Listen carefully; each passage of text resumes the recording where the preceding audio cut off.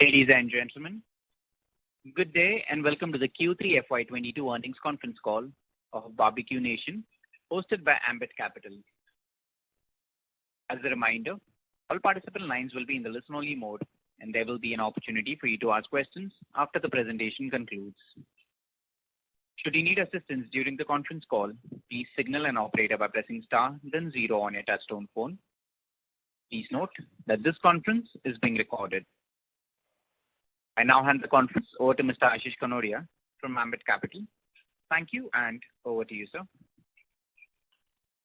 Thank you. Good evening, everyone. Thank you for joining us for the 3Q FY22 earnings conference call of Barbeque Nation. From the company, we have Mr. Qayyum Dhanani, Managing Director, Mr. Rahul Agrawal, CEO and Whole-Time Director, and Mr. Amit Betala, Chief Financial Officer. We'll start the conference with opening remarks from the management, post which we will open the floor for question and answers. Thank you, and over to you, Rahul, for opening remarks. Sorry, that would be Qayyum Dhanani. A very good evening, ladies and gentlemen.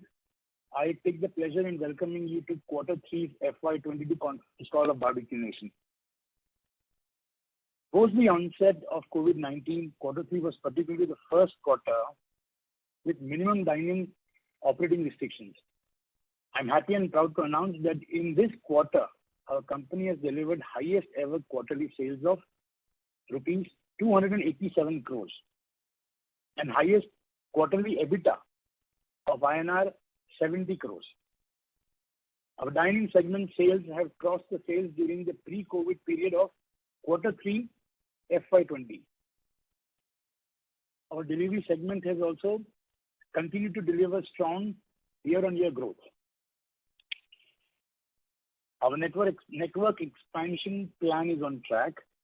We have added 7 restaurants in Q3 and another 3 restaurants in January 2022. We also have a strong under construction pipeline of 13 restaurants. We are confident of achieving our target of opening 20 new stores in FY22. We will also strive to close FY22 with 188 restaurants against our previous target of 184 restaurants. We also added 4 new extension kitchens, taking overall extension kitchens count to 12 at the end of the quarter. While we started Q3 with a significantly relaxed operating restrictions, towards the fag end of the quarter, most of the markets saw restrictions of operating capacity, weekend curfews and night curfews, of course. The impact has continued in the month of January, which ranged from restrictions like, complete dining shutdown in Delhi, weekend curfews in Bangalore, and night curfews and seating capacity restrictions in most places. While this will impact our performance in Q4 of FY22, we have already witnessed relaxation of some of the restrictions and are hopeful of a strong recovery during the rest of the quarter. With this, I will now hand it over to Rahul to take you through the performance of the business and the company during the quarter. Thank you. Thank you, Qayyum. Good evening, everyone. I hope you and your loved ones are safe and healthy. While COVID-19 related industry risks are not behind us, we are experiencing diminishing economic impact during subsequent waves. As mentioned by Qayyum, since the onset of COVID-19, Q3 FY22 saw minimum dining operating restrictions. With an improving operating scenario, we are happy and proud to deliver the record quarterly sales and profits at Barbeque Nation. Our operating revenues were 287 crores in Q3 FY22 compared to rupees 195 crores in Q3 FY21, thereby registering a strong growth of 47% over the previous year. The operating revenues in Q3 FY22 were 23% higher than the revenues in pre-COVID comparable period of Q3 FY20. We saw strong recovery in our dining business, surpassing the levels of Q3 FY20. Our dining business grew at 44% versus the previous year. In Q3 FY22, the dining revenues were 108% of the dining revenues in pre-COVID comparable period of Q3 FY20. With dining operating revenues at 240 crores, 22 has recorded highest quarterly dine-in sales for us since inception. In addition to the strong performance in our dine-in business, our delivery business has grown at 64% versus the previous year. Despite the strong recovery in the dine-in segment, our delivery business maintained the momentum and is generating incremental revenues of 15 to 20% over the pre-COVID revenues. We have strengthened our effort towards store expansion and opened 7 new restaurants in Q3 and another 3 restaurants in January 2022. Our current restaurant network stands at 177, with another 13 restaurants under construction and an equally strong pipeline of work in progress stores. 90% of our store network had both dine-in and delivery operational for the full quarter. In these restaurants, we have achieved average quarterly sales of around 1.75 crores per restaurant and delivered a strong restaurant operating margins of 21.5%. Our reported EBITDA was 70.2 crores in Q3 FY22 versus 50 crores in Q3 FY21.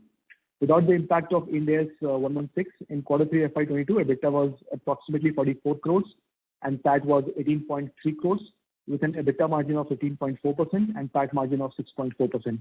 With this, we'll now open the floor for an interactive Q&A session. Thank you.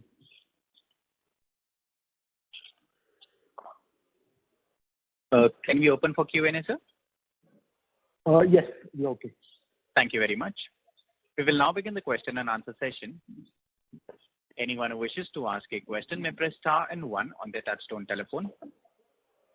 If you wish to remove yourself from the question queue, you may press star and 2. Participants are requested to use handsets while asking a question. Ladies and gentlemen, we will wait for a moment while the question queue assembles.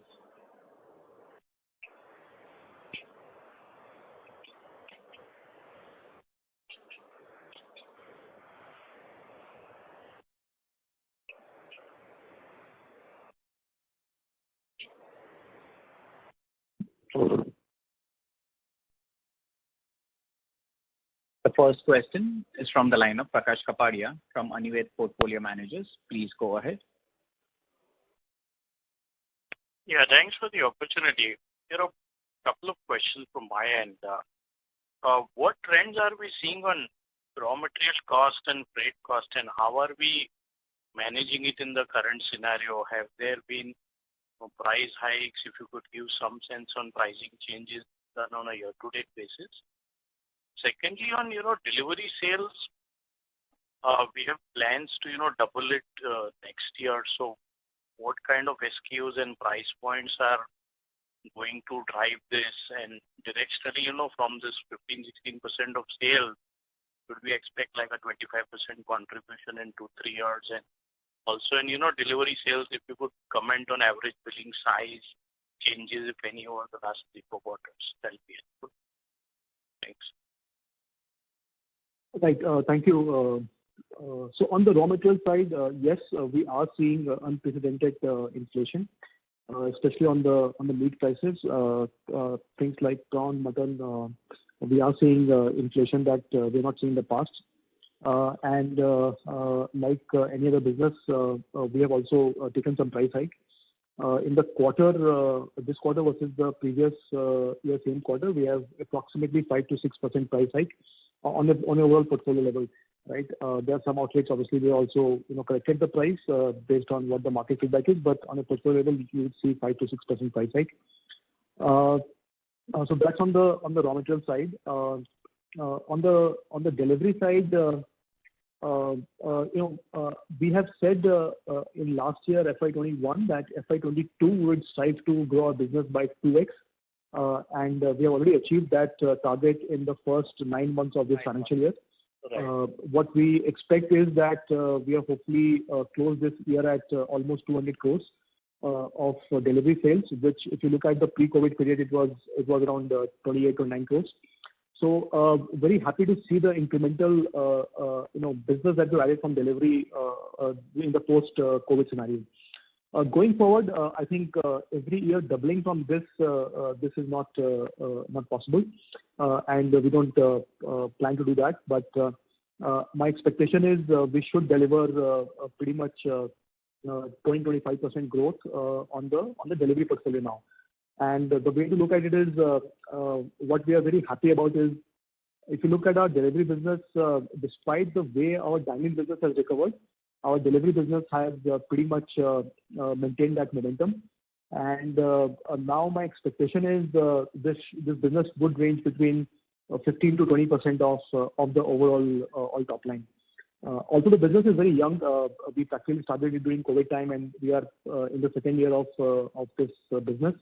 And the way we are seeing the response from customers, the changes that we're making on the product menu, pricing. So very happy that it is going in the right direction.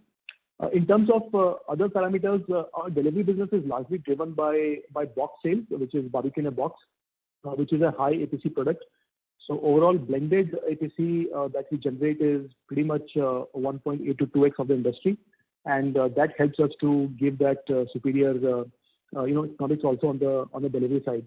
But it's still business, work in progress, and we want to build it for long term with a view that the acceptance of consumers for the product is very high.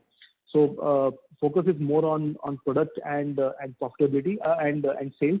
And even though the short-term profitability may be lower, we are okay with that right now. And on the BBQ box, has there been increase in prices as compared to last quarter? No, we have not increased the prices on BBQ box. So on individual items or single menu items on delivery there is? So it is very practical, and we don't have standard pricing pan-India. It all depends on your order demands, in some cases, percentage of discounting. So various factors, menu mix, what sells more in which outlet. So we are very, very dynamic about that. Yeah. That is helpful. Thanks all. Thank you. Thank you. Thank you. A reminder to the participants, anyone who wishes to ask a question may press star and 1 at this time. The next question is from the line of Ashish Kanodia from Ambit Capital. Please go ahead. So, Rahul, on the delivery business, while we understand that as dining recovers, there will be some decline in delivery. But within the quarter, have you seen the delivery revenue momentum kind of declining on a month-on-month basis, or do you believe the current run rate, right, with the current run rate to be more sustainable? No, we have not seen that. So if you look at our monthly delivery business, the first 4 months, which was also the period of strict dining lockdown and in general countrywide lockdown, our delivery business has spiked significantly. And post the first 4 months, the business has been pretty stable.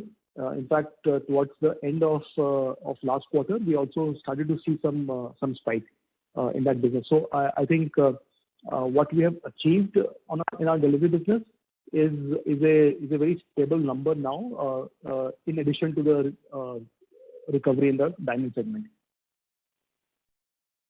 Sure.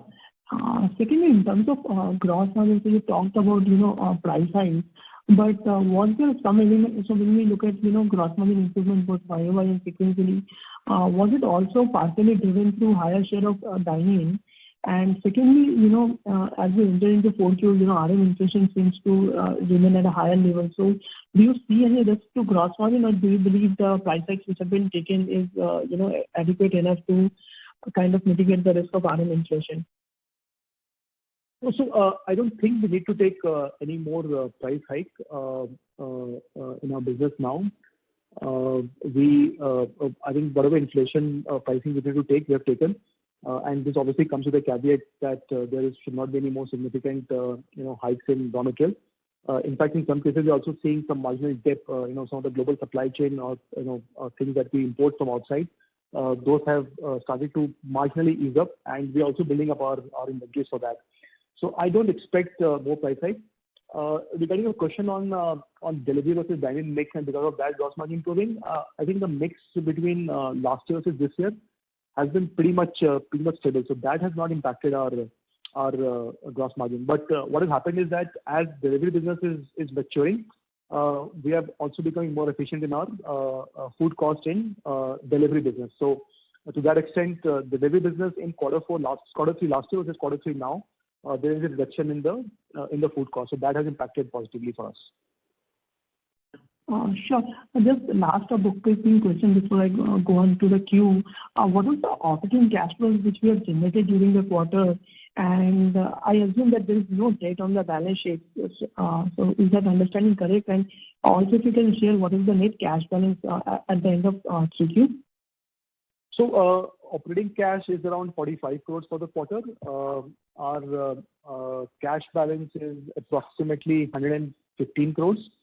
And we have some debt. We didn't retire entire debt. We have around 23 crores of working capital debt. So net cash would be approximately 90 to 95 crores. Sure, that's very important. Thank you. Thank you. The next question is from the line of Pratik Podar from Nippon India Mutual Fund. Please go ahead.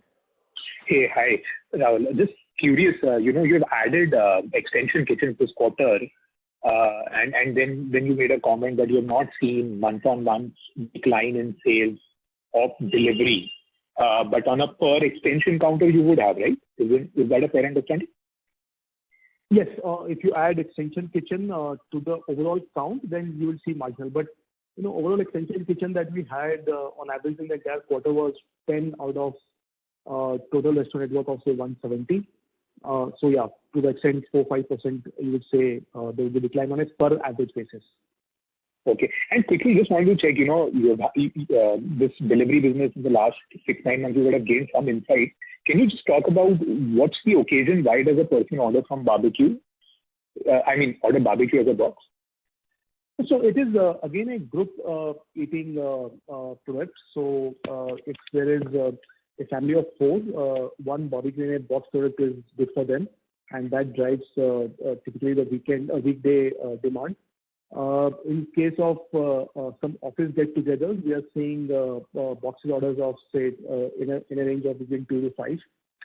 Weekends, if there's any get-together, then again people are ordering between 2 to 3 boxes, and it's working very well for house parties. In fact, towards the end of the quarter, when the New Year season was there, last week was extremely good in terms of box orders. So that is what is driving the box demand. But the demand is still celebration, right? Yes, it is. Same. Box is celebration. A la carte is typically individual consumption.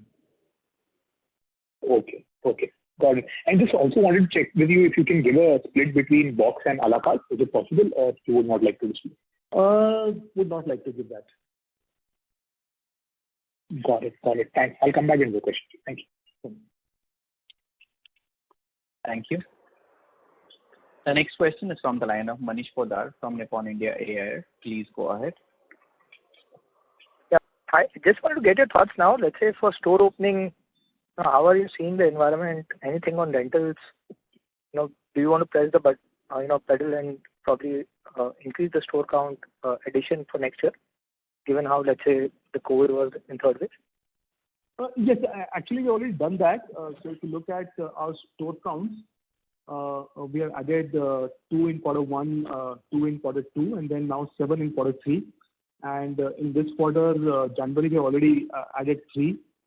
February we are expecting to add around 4. March again around 4 to 5. So on a quarterly basis, this quarter I think we should do around 10 to 12.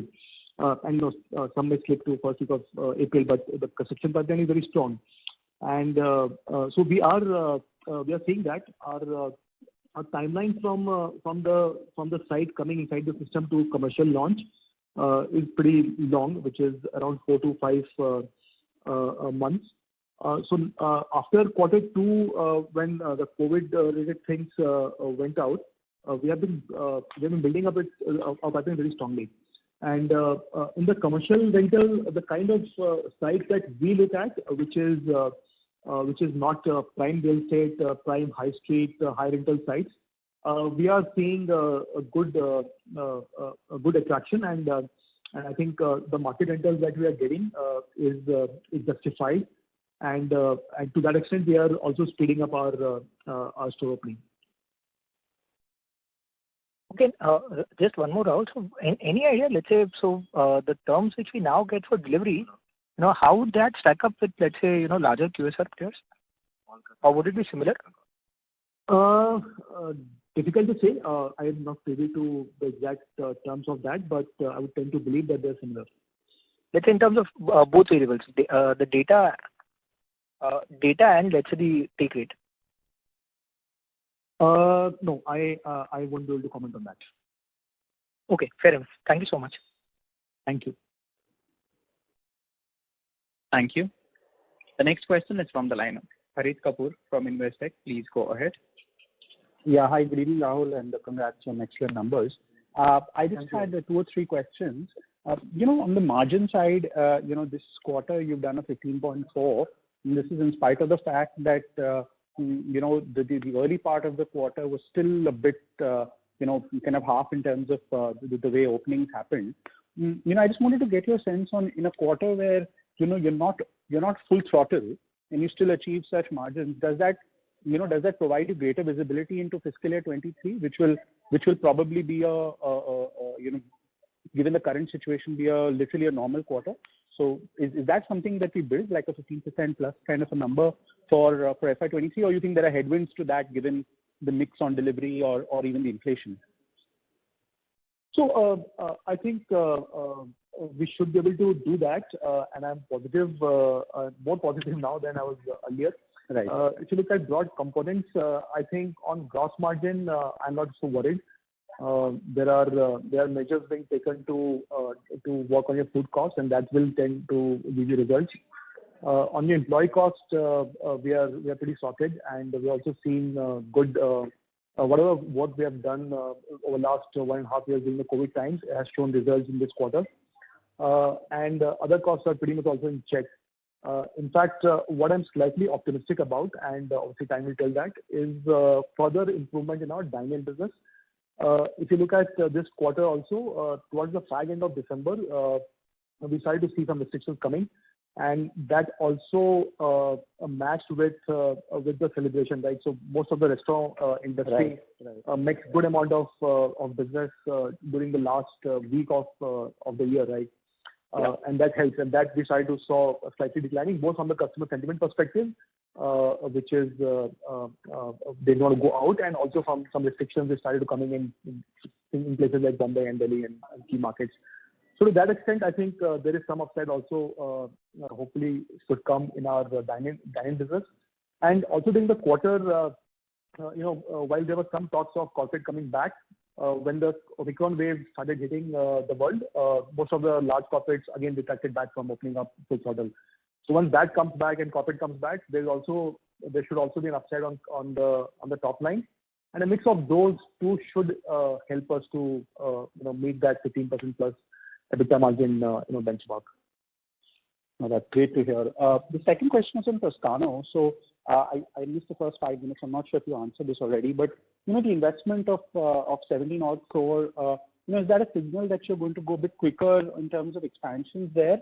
And secondly, the implied valuation of that investment is higher than probably what's in your book currently for the company. So does that mean that you need to kind of upward revise that number? Is there an accounting impact of that we expect going forward?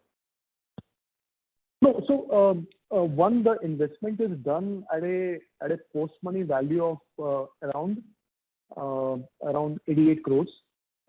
So I think what is confusing is the fact that our shareholding moved up from around 61 to 68 by putting in 17 crores, but there's also dilution, right? We are only doing primary investment here. So the 61 also is diluted to a lower number. So that's why the valuation is not higher than what we did in the first round. It's in fact slightly lower than what we did in the first round.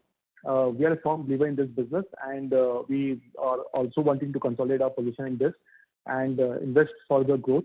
But before this quarter, we had around 10 restaurants in Toscano. We added 1 in this quarter, and we have 2 more under construction today.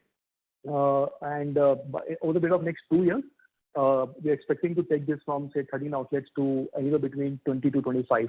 And again, it's about opening up markets.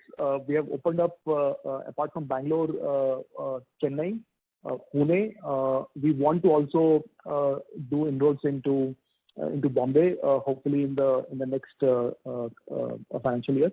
So to that extent, yes, we want to accelerate our position in Toscano. Just a last follow-up on that. Would it be fair to say that you're probably more confident that you were about Toscano even, when this business was brought into Barbeque Nation a few years back? So the confidence level has only gone up given the way the outlets have performed in the existing cities. So we were always confident, frankly, Harit. And it's just about timing. Toscano was a very concentrated business in Bangalore, right? Yeah. And because of restrictions, and just small P&L, right, as compared to Barbeque Nation. So the COVID would hit a smaller P&L more than what it would hit, say, Barbeque Nation, which also went ahead and raised capital, and protected itself. So to that extent, I think we were very cautious. And once the business has performed pretty well over the last 3-4 quarters. And it's also about opportunities, right? Toscano is a business which opens up pride in more prime real estate than what Barbeque Nation does, right? You'll find Toscano in UV City in Bangalore or in a mall. So there, unless rentals make sense, we would not do that. And in some of the cases, we believe that now rentals are making sense. So we are going ahead with those sites. Great. That's it from me. Wish you all the best. Thanks. Thank you, Harit. Thank you. Before we take the next question, a reminder to the participants, to ask a question, please press star and 1 on your touchtone telephone. The next question is a follow-up from the line of Pratik Poddar from Nippon India Mutual Fund. Please go ahead. Yeah, Rahul, just one question. When do you see the gap between restaurant operating margins and company margins coming down a bit? Can you throw some light over it? So we are already down to around 5.3% in this quarter. I think somewhere 5% is pretty achievable, and we will try to achieve that in any of the quarters in this financial year. But below 5, we'll have to see. Because at the same time we also keep investing in our back-end capability, right? So I'll not give guidance lower than 5 currently, unless our top line goes up significantly more than that. Perfect. Thanks. But we've always done, right? We were, if you remember, last year we were at 6 and now we're already 5.3. So some advantage we're already seeing in our business. Got it. No, I think your restaurant operating margins. You are speaking with. Hello. Yeah.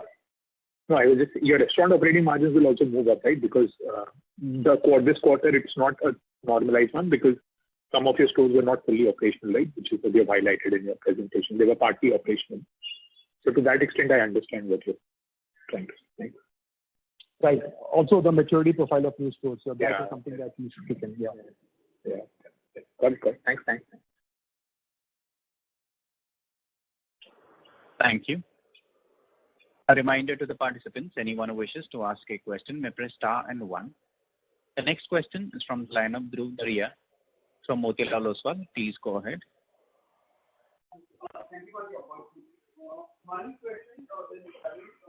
So Dhruv, your line is in talk mode. Please go ahead with your question. Hi, can you hear me? Yes, Please clear now. now. Yeah. So first question is regarding employee expenses. If you can just elaborate what all initiatives have you taken to variabilize this cost? That's first. So a few things here. One, if you remember, we already spoken that during COVID times we have tried to reduce the number of manpower in the outlet by approximately 10%. More with respect to work role responsibility study. So that has attributed to lower mandate growth versus the top line growth. So that has reduced the percentage number on manpower. Also the mix of manpower, right? So in our outlets we have the entry level staff and goes up to the business manager, which is the restaurant head. So there are 5 levels in that, and we have tried to work on an appropriate mix and also fixed up outlets where the mix was not in the correct picture. So more of technical efforts going. We have not tried to keep them off roles. We are a very restaurant experience driven brand. So just moving them off roles and keeping them as totally variable pay doesn't work for us. As of now, while we are still evaluating some of these studies, but what has led to effort is more of the other tightly control and operating metrics measurement rather than moving them off-road and making them totally variable. Okay. Thank you. And just one bookkeeping question. Do these lease concessions, which are included in the other income, do we expect them to go down going ahead, considering that now the COVID situation has somewhat normalized, or do you still have these negotiations going on with your landlords? No, it has significantly went down. So if you look at this quarter, we only have around 45 million as operating income, out of which some part is also interest income that has come from our FDs and all that we have, right? So it has significantly come down in quarter 3 given stabilization, and the results that you are seeing now is pretty much normalized results. So obviously quarter 4 is impacted again. In the month of January we had shutdowns, like you mentioned, from complete shutdown in Delhi to weekend curfews in Bangalore and night curfews and those stuff. So to that extent, we are in discussions with our partners to see if we can make it variable or to the extent of the time that we lost the business. But going forward, I'm not expecting this to significantly add to our other income. Okay. Last one question. If you can share, what is your rental agreements like? I mean, is it fully variabilized? I mean, is it fully fixed, or to what extent is it variabilized?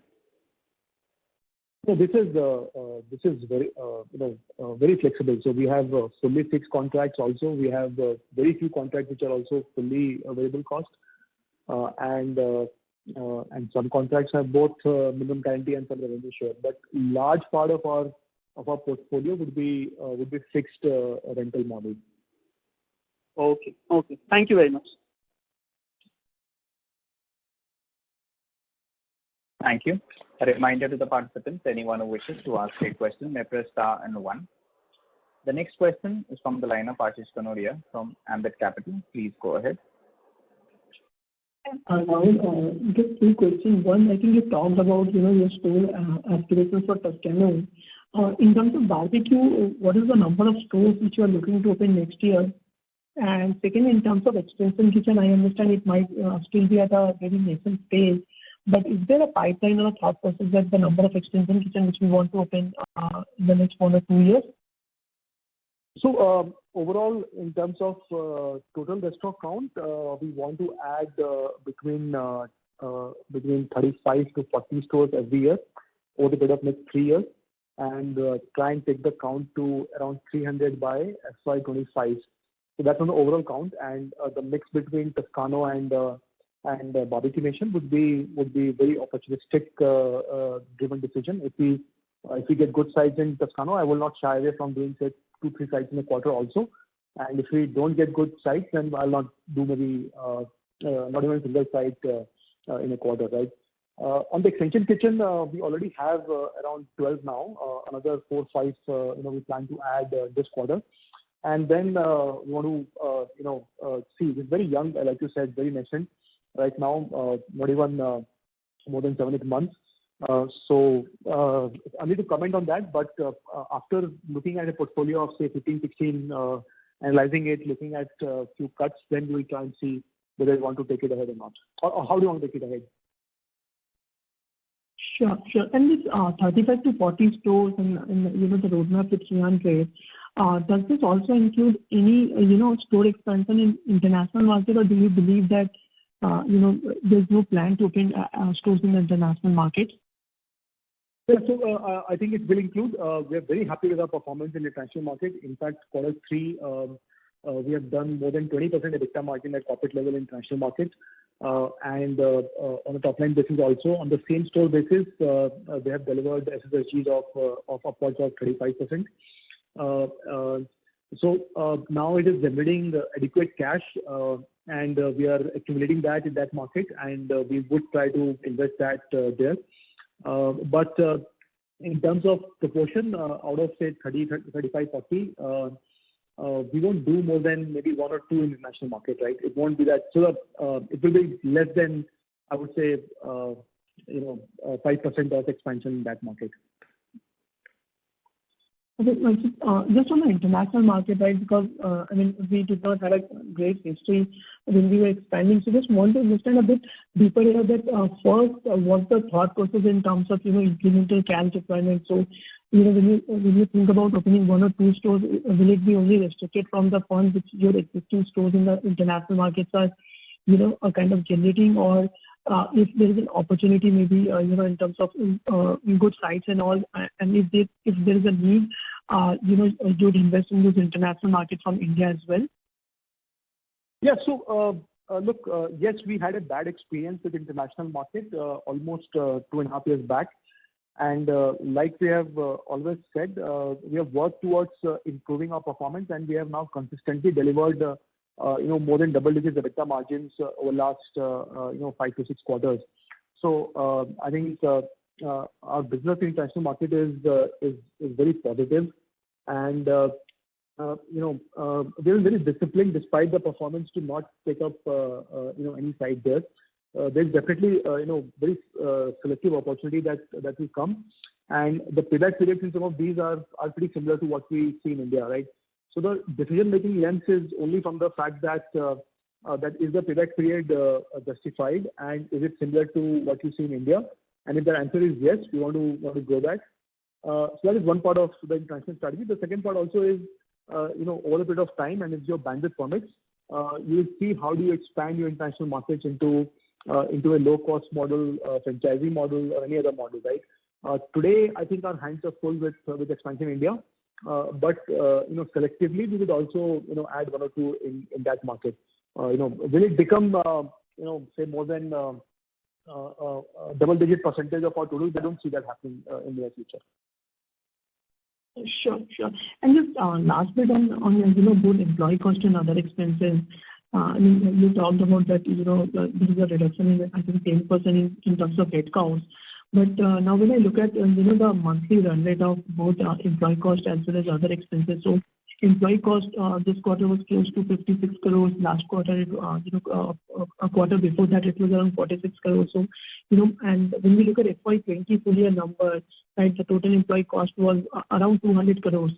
While when you look at the overall store expansion, I think the overall store has gone up by maybe around 5 or 6%. So was there any one-off both in employee cost and other expenses? Because again, other expenses this quarter 67 crore. Our previous quarter it was around 57 crore. And when you look at the full year number for FY20, right, it was around 119 odd crore or so. So is there any one-off which we are missing here? No, so sorry, I should have thrown a lot of numbers at me. But no, there are no one-off numbers. But on the employee cost, the headcount is pretty much in line with our expansion. What has happened is, as the business has also grown, we might have added maybe a few more employees in some of these stores. Also, we had opened 14 restaurants this year and 13 under construction, right? So typically manpower comes in anywhere between 30 to 45 days before the store launch, right? So that they also get the adequate amount of training. So some of the under construction pipeline manpower is also added. So it's not just fair to just add the number of stores which are operational. Also, in our employee cost, we pay approximately 4% service charge to our employees, so that they feel part of the growth story of the company. And as the sales grow, some number grows over there, right? So despite that, you will see that as a percentage number, it is lower. But just to answer, no, there's no one-off employee cost or occupancy cost numbers that we're seeing here. Sure. And just lastly, again on the store economic side, right? Now you have a base of a couple of stores who have been delivering for last 1.5 years now. So when you look at some of the stores who have been delivering for last 1.5 years, and then maybe in 3Q, those stores reached back to in terms of dining, they were already back to 100% of pre-COVID levels. When you look at some of those cohorts of stores, how is the EBITDA margin moving versus pre-COVID level? I mean, I'm just trying to understand because when I look at the stores which are fully operational, you talked about, I think the PPT says 21.5% EBITDA margin, right? So just from a store's perspective, that is for the stores which are already matured enough and have a good track record of delivery, are the margins back to pre-COVID levels? Are they better than pre-COVID levels, or what it is? So they're back to pre-COVID levels.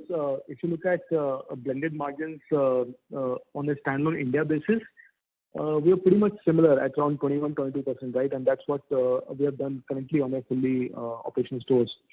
So the margins are pretty much back in a quarter when we had full operations, right? There might be some pressure in margins when in quarter 4 because of the impact of Omicron third wave in January, right? But yes, the margins are pretty much back in this quarter. And in fact, also if you look at our vintage analysis, pretty much all the vintage numbers are also on track. The only caveat there is few of the older stores which are based in IT Park hub areas, they're not back to the same level. Okay, got it. That's very helpful. Thank you so much. Thank you. Thank you. A reminder to the participants, anyone who wishes to ask a question may press star and 1. The next question is from the line of Kapil Agrawal from ITIS Capital. Please go ahead. Hi, I have only one question. So when I look at the advertising as a percentage of sales, Barbeque Nation tends to spend relatively less despite having a smaller top line than established QSR chains.